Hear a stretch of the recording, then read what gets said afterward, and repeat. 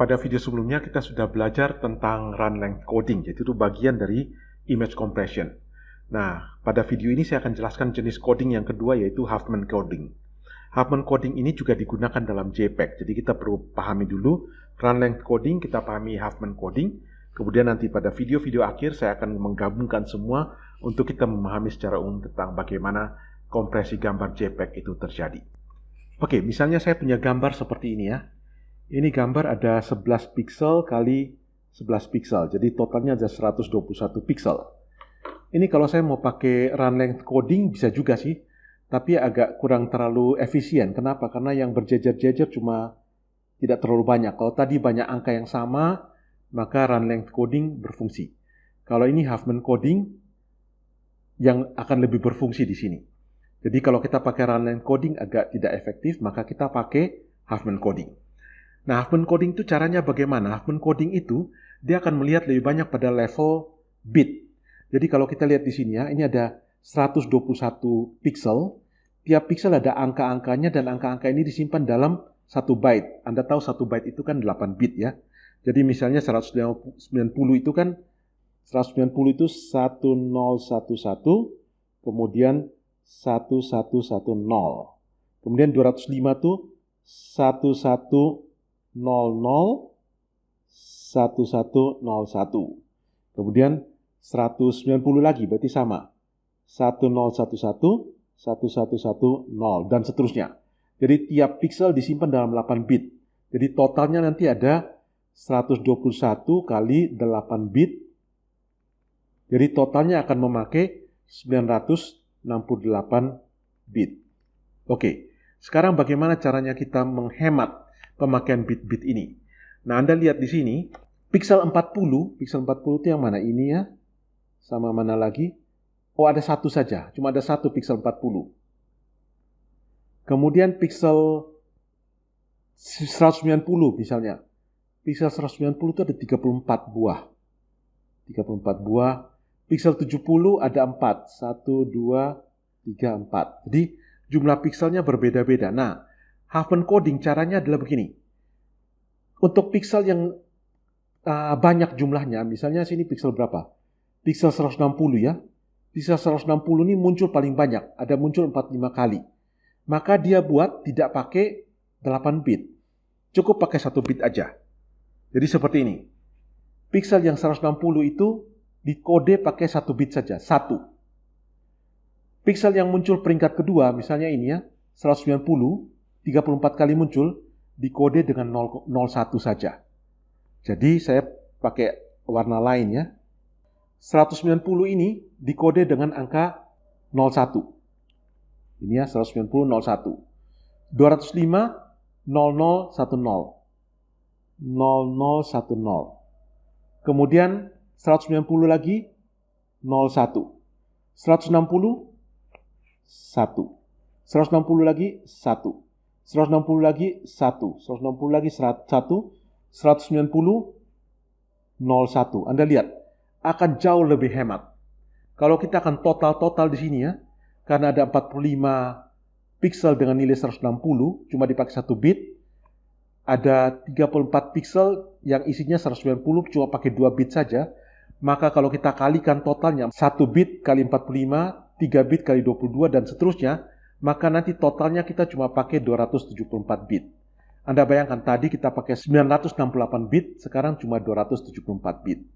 Jadi lebih hemat. Jadi kalau tadi tiap pixel disimpan pakai 8 bit, sekarang ada pixel yang disimpan dengan 1 bit saja. Seperti itu. Jadi inilah Huffman coding. Kita cari tabel seperti ini, sedemikian rupa, sehingga nanti bisa lebih hemat. Nah, kalau kita sudah dapat tabel Huffman coding ini, maka gambar ini kita bisa simpan dengan menggunakan bit lebih sedikit. Oke, sekarang tentunya Anda bertanya, buat tabel ini seperti apa sih? Bagaimana? Misalnya saya punya angka seperti ini ya. Saya punya angka seperti ini, bagaimana saya tahu yang di bawah? Ini saya hapus dulu ya yang merah. Oke, saya mau decoding kembali. Jadi dari ini, saya mau decoding kembali ke angka aslinya, bisa atau tidak? Oke ya, kita coba decoding. Saya akan coba supaya kelihatan lebih seru. Saya hapus bagian yang gambar-gambar di bawahnya. Oke, sekarang kita lihat angkanya ini ya. 01 atau saya tulis secara nyambung saja ya. Jadi angkanya ini 01, kemudian 0010, kemudian 01, kemudian 1, 1, 1, 1, kemudian 01. Kita lihat. Nah, apakah angka ini akan membuat kita ketemu lagi piksel-piksel yang ini? Oke, sekarang kita coba ya. Oke, saya proses decodingnya akan seperti ini. Jadi dia mulai dari angka 0. 0 dia cari di sini. Ada yang 0 atau tidak? Tidak ada ya. Yang 0 saja tidak ada. Jadi 0 saja tidak ada. Maka berikutnya dilihat 2. 01. 01 ada di sini atau tidak? Oh ada. 01 ini ya. 190. Berarti ini jadi 190. Kemudian berikut lagi. 0. 0 tidak ada. 00. 00 juga tidak ada. Terus lagi. 001. 001 tidak ada juga. Gabung lagi. 0010. 0010 ada. 205. Berarti ini jadi 205. Kemudian ini 0. 0 tidak ada. 01. Oh ada. 190. 190. Kemudian 1. 1 ada. 160. Berarti ini jadi 160. 1 lagi. Ada lagi 160. 160. Ini lagi 1.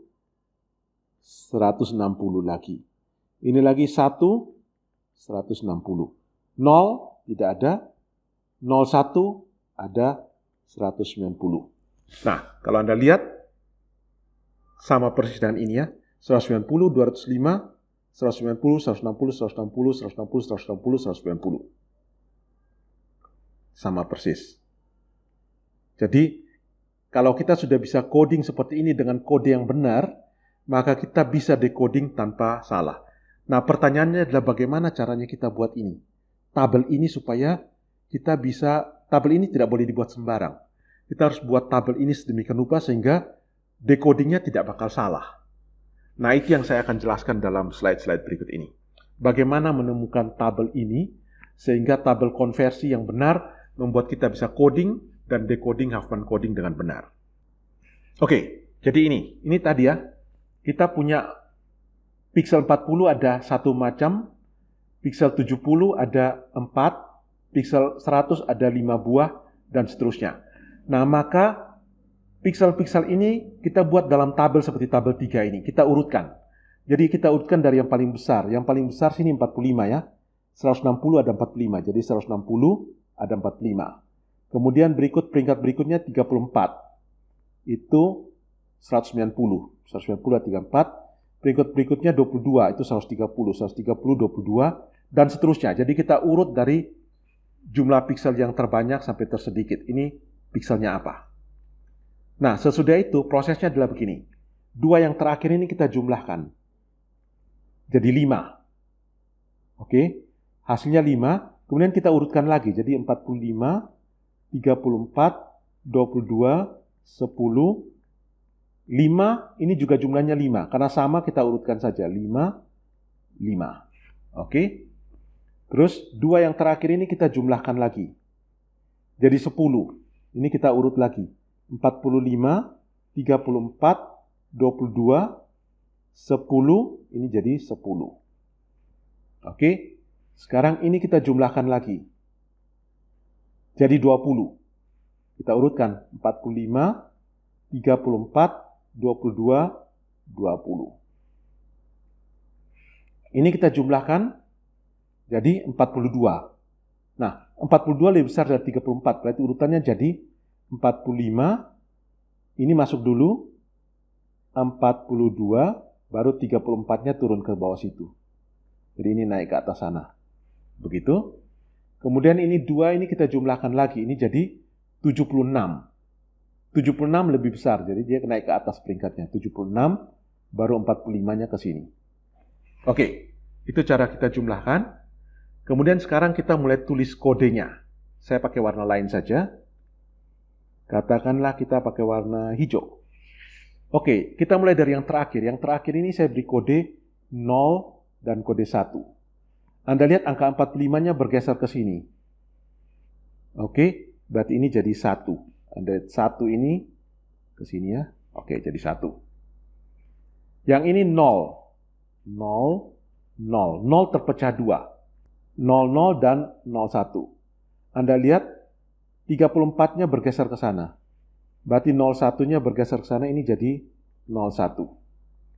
00-nya terpecah 2 lagi. Jadi 00, ini 00, terpecah jadi 2. Jadi 000 dan 001. Anda lihat 000-nya lurus ke sini, angka 22-nya Anda lihat lurus ke sini. Berarti ini jadi 000. Sedangkan 001 terpecah jadi 2 lagi.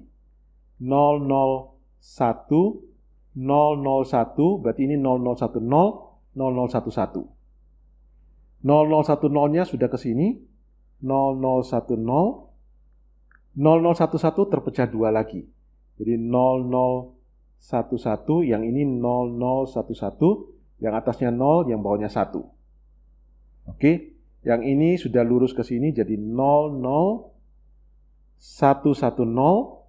Yang ini terpecah jadi 2. Jadi yang atas ini jadi 00110,